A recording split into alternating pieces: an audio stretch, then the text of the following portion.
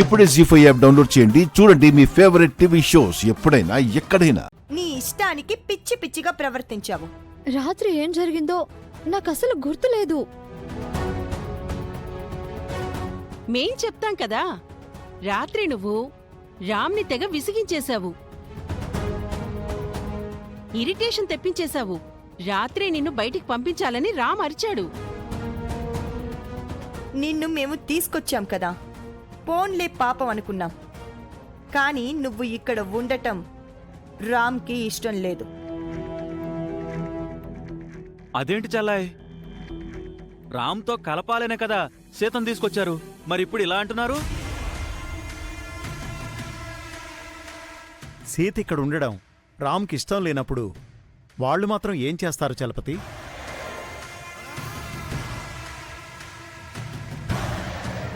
సీత కలిసొచ్చిన అవకాశాన్ని కాపాడుకోలేకపోయింది. రామ్కి మళ్ళీ కోపం తెప్పించింది.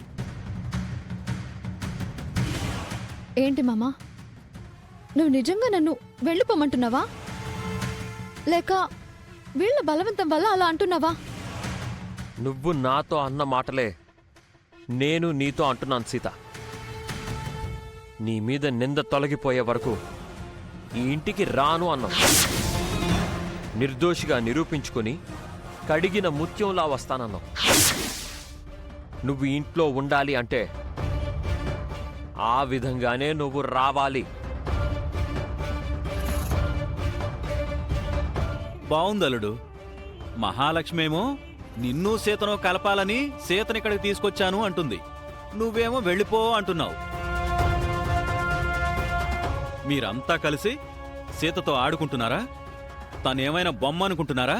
మీ ఇష్టానికి చేస్తుంటే సీత తరపున అడగడానికి ఎవరూ లేరనుకుంటున్నారా? వద్దు బాబాయ్, వదిలేయండి. మామ చెప్పింది నిజం. నేను నిర్దోషిగానే ఈ ఇంటికి వస్తాను. మామ కోరుకున్నట్టు కడిగిన ముత్యంలా వస్తాను.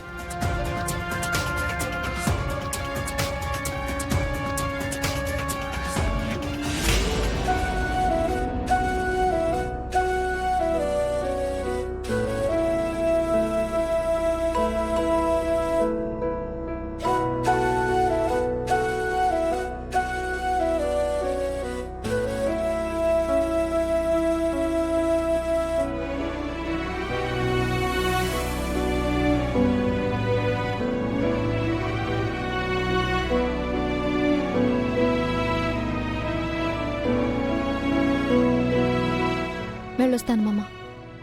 నువ్వు కోరుకున్న సీతగా తిరిగి వస్తాను.